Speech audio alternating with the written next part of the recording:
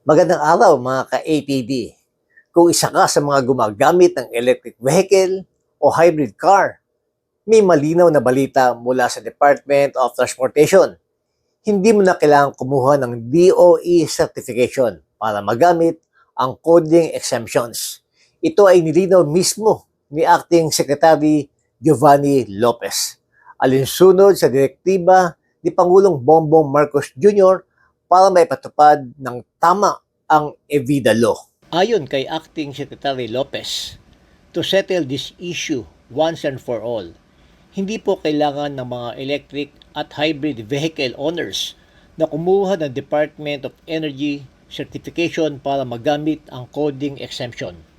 Ipinaliwanag din ng Department of Energy na lahat ng binebentang electric vehicle or EV at hybrid vehicles ay may DOE certification na bago pa man ito ilabas sa merkado.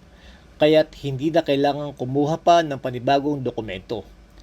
Layunin ng Electric Vehicle Industry Development Act o Evida Law na hikayatin ang paggamit ng mga sasakyang makatutulong sa pagtugon sa climate change at pagsulong ng malinis na transportation sa bagong Pilipinas. Kasabay nito, ibinalita ng DOTR at Land Transportation Office ang pagpapatupad ng crackdown laban sa mga nagbebenta o gumagamit ng peking green plates.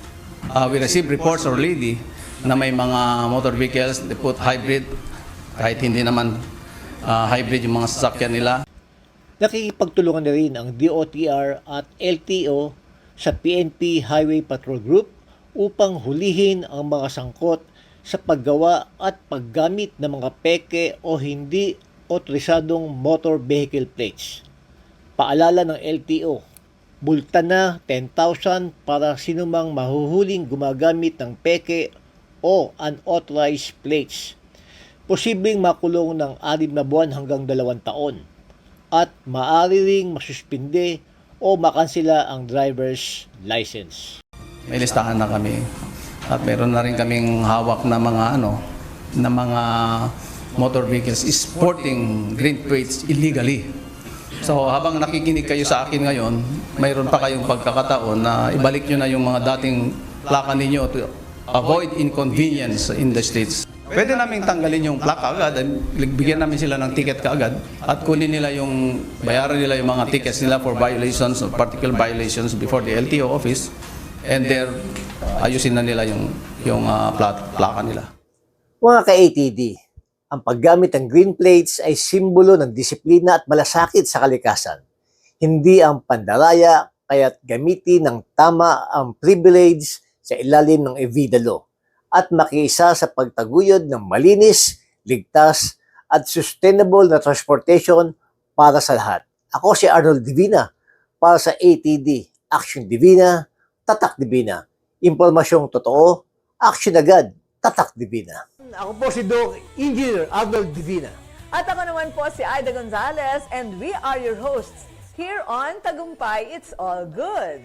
Dito sa channel ito, we bring you real stories, inspiring journeys, and good vibes na siguradong magpapalakas ng inyong umaga. Kaya naman, don't miss out. Follow and like us on Facebook. And don't forget to subscribe to our YouTube channel. Just search Tagumpay It's All Good. At syempre, share nyo na rin sa inyong pamilya, barkada at kapitbahay. Let's spread good news, good vibes, and God's goodness. Dahil sa Tagumpay, it's all good!